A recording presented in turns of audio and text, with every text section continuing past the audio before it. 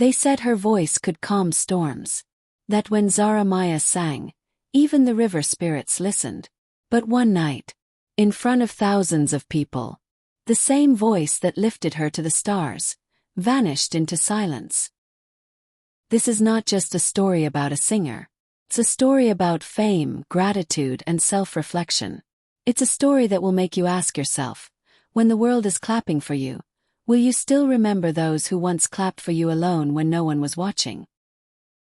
In the golden heart of Beriyama, a land blessed with laughter, drums, and spirits older than the mountains, lived a little girl named Zara Maya. Her voice was unlike any other, clear like the river, warm like sunrise, and powerful enough to silence the forest. Each evening, she would stand barefoot at the edge of the Olu River, her reflection shimmering in the water as she sang.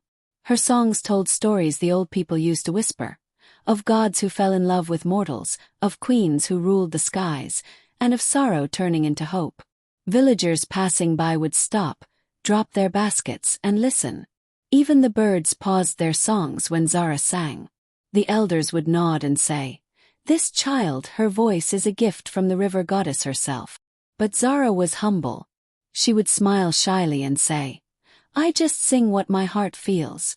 That voice, born of innocence and spirit, would one day echo across nations. But even the gods know, every gift comes with a test. Years passed. Zara grew into a young woman whose songs could bring joy to a grieving heart. She began performing at weddings, local festivals, and small gatherings. Her fame spread beyond her fishing town. One hot afternoon during the Beriyama Harvest Festival, the air buzzed with drums and dancing feet. Zara stood on a small wooden stage, singing to a crowd that moved like waves. Her voice climbed higher than the drums, piercing the sky. Among the crowd was a man in dark glasses, Mr. Kamala, a music producer from the capital. He stopped mid-step listening. His assistant whispered, "Sir, we'll be late for the main show." But Kamala only said, "Forget the show. I've just found something better." After the performance, he approached Zara. "Girl, your voice. It's not meant for this small stage. Come to the city. Let the world hear you." Zara hesitated. "Sir, I've never left home. My parents." "Don't worry," he smiled. "You'll make them proud. The world will soon know your name." Zara ran home to tell her mother about the news. At first, the mother was hesitant to let her go, but Mr. Kamala also promised the mother that he would make sure she is well taken care of. And so, with trembling hands and teary eyes, Zara said goodbye to her mother. Her mother whispered, "Don't forget where you come from, my daughter." The city of Malama welcomed Zara with bright lights and noise. It was nothing like her quiet village. The air smelled of cars and perfume, not palm wine and firewood. Under Mr. Kamala's guidance, Zara trained, recorded, and performed like never before. Her first song, "River Child," became an instant hit. Her voice echoed on every radio station, her face covered magazine covers, and her videos hit millions of views online. Crowds screamed her name. Zara Maya, the songbird of Beriyama. She became a symbol of hope for every village girl who dreamed big. The once shy girl now stepped out of limousines, dressed in gold and glitter. Yet, beneath all the shine, her eyes sometimes wandered to the mirror, searching for that barefoot girl by the river. Fame had come, but the spirits were watching. As fame grew, Zara's humility began to fade. She stopped replying to fan messages. She no longer smiled at children who sang her songs in the streets.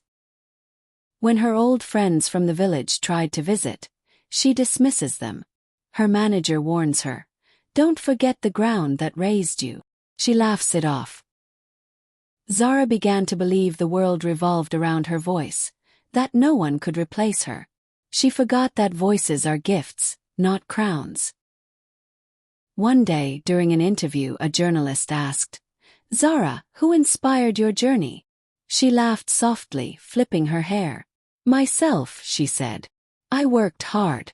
No one helped me." Even her assistant was shocked at her response.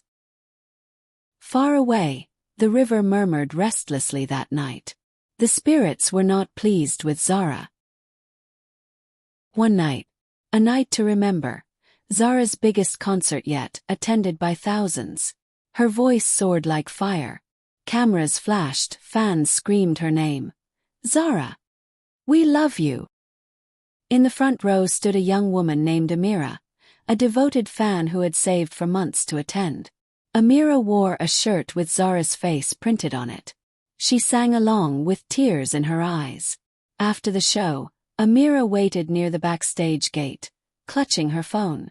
When Zara finally appeared, Amira shouted with joy. Zara! Please, can I take a picture with you? Zara, your songs gave my mother hope when she was sick. But Zara turned sharply, eyes cold. Don't touch me, she snapped. Do you think I have time for this nonsense? The crowd went silent. A few laughed awkwardly, but most just watched as Amira stood frozen, humiliated, her smile fading. Guards pushed her back roughly. Zara walked away, her heels clicking against the pavement, her pride echoing louder than applause. That night, Amira sat alone by the Olu River, crying. The moonlight touched her tears as she whispered, I came here not with anger but with pain. The voice that once healed me has now wounded me. Let Zara Maya remember the hearts she steps on. Let her voice remember kindness and humility. And from that night, Zara's song would never sound the same again. The days after the concert felt strange. Zara woke up one morning to find her voice cracked, just slightly. Maybe I'm tired, she told her manager, laughing it off. But every rehearsal, every performance after that, her voice weakened. Sometimes it vanished mid-song. Her team blamed stress, travel, and exhaustion. Yet, deep inside, Zara felt something darker, like a shadow following her everywhere. She dreamed of the river at night, glowing under the moon, whispering her name. Sometimes she'd wake up hearing faint echoes. Remember where your voice comes from. One night, unable to sleep, she walked onto her balcony overlooking the city lights. She whispered, Why does it feel like something is watching me? Her reflection in the glass shimmered, and for a heartbeat, she saw her younger self by the river, barefoot and smiling sadly. Zara gasped and stumbled backward. Her heart pounded. But when she looked again, it was gone. Weeks later came the biggest night of Zara's career, the Continental Music Awards. All of Africa watched. Celebrities, politicians, and fans filled the grand hall. Backstage, Zara's makeup artist whispered, You look beautiful, Miss Maya. Zara smiled weakly, adjusting her golden gown. Tonight, she said, they'll remember me forever. The spotlight hit her. The crowd roared. She raised her microphone, and for a moment her heart beat with pride. Then she sang. But only a whisper came out. No melody, no power, nothing. She tried again, forcing air from her lungs. Still silence. The band looked confused. The crowd began to murmur. Cameras flashed, recording every second of her shame. Tears welled up in her eyes. She dropped the mic, clutching her throat. The once unstoppable voice of Beriyama was gone, right before the world's eyes. By morning, Zara's fall was everywhere. Zara Maya loses voice on stage. From queen to silence. What happened to the songbird?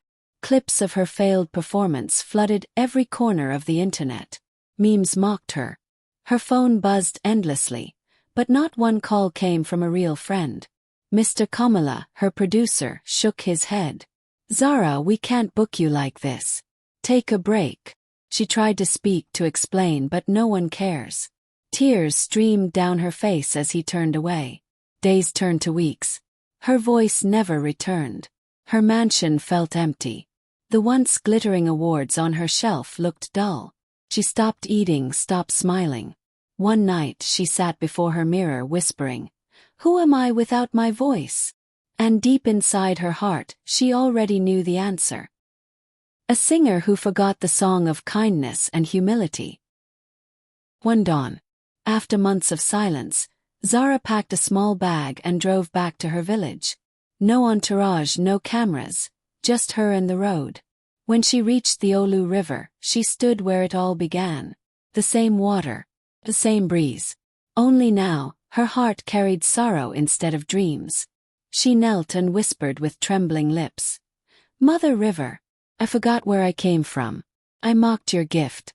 Please forgive me." The river remained still at first.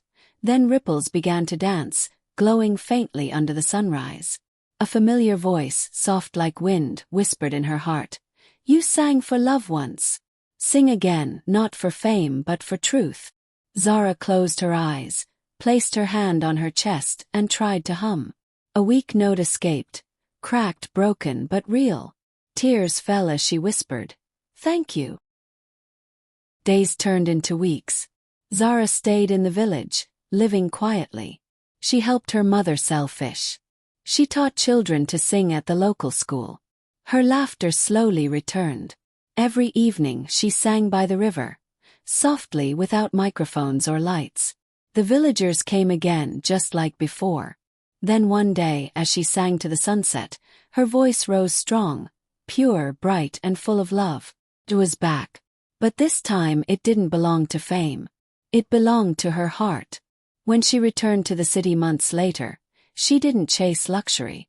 Instead, she began a foundation called Voices of Grace, teaching young singers humility, gratitude, and kindness toward their fans. Zara Maya became known again, not as the superstar who lost her voice, but as the woman who found her soul.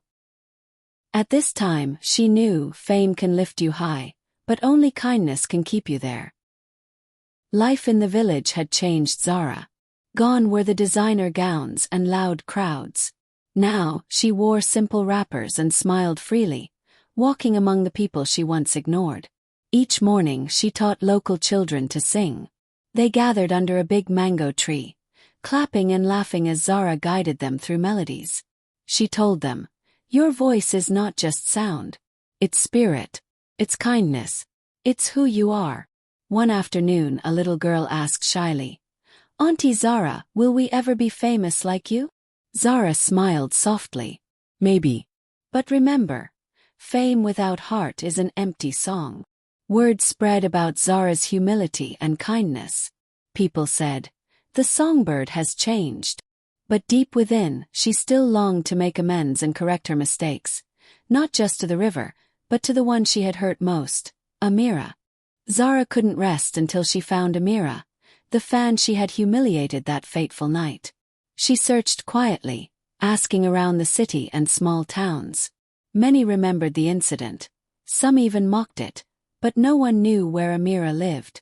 One day, after visiting a small market near the outskirts of Malama, an old woman approached her. "You seek the girl whose heart you broke," the woman said in a raspy voice.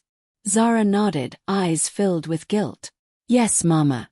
I must ask her forgiveness." The old woman pointed toward the distant hills. "She now lives by the orphan home. She sings for the children there, though her voice carries sadness." Zara's chest tightened. Without hesitation, she set off on foot toward the hills. Each step felt heavy with memory, every gust of wind whispering, "Humble yourself, child of the river." When Zara reached the orphan home, she heard singing.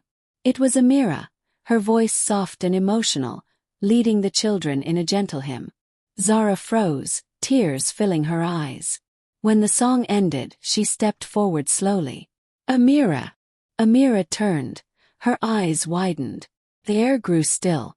Zara knelt immediately, her head bowed low. "Forgive me," she whispered. "I hurt you when all you gave me was love. I forgot the meaning of gratitude." For a moment silence. Then Amira sighed deeply. "I once prayed for your voice to remember kindness and humility," she said softly. "And now I see it has." They embraced, both crying. The children clapped, not understanding fully, but sensing that something sacred had been healed. Months later, Zara received an unexpected invitation to perform at the Unity Concert of Nations, a charity event supporting orphan children across the continent. First she hesitated. "I'm not sure I belong on stage anymore," she told Amira. But Amira smiled. "The world needs your song again, not for fame but for healing." And so, Zara stood once more beneath the lights. But this time there were no fireworks or fancy gowns. She wore a simple white dress, her hair natural, her eyes calm. She looked out at the thousands gathered, people from every nation. Then she said softly, "Tonight, I sing not as Zara the star, but as Zara the servant of sound." When she began, her voice flowed pure, deep, and full of grace. The hall went silent, moved by something divine. Even the wind outside seemed to listen. Amira stands in the backstage area, watching Zara's performance with tears in her eyes and a proud smile. Years later, Zara Maya became more than a singer. She became a teacher, a healer, a storyteller. Her foundation, Voices of Grace, grew across Africa, supporting young talents from poor backgrounds. Although the world never forgot the day Zara Maya lost her voice, they remembered her more, for how she found her heart again. She learned that no gift is truly yours until you use it with love and compassion. And no voice, no matter how beautiful, can survive the echo of pride and arrogance. Thank you for watching. Please like, comments and subscribe to the channel. See you on the next one.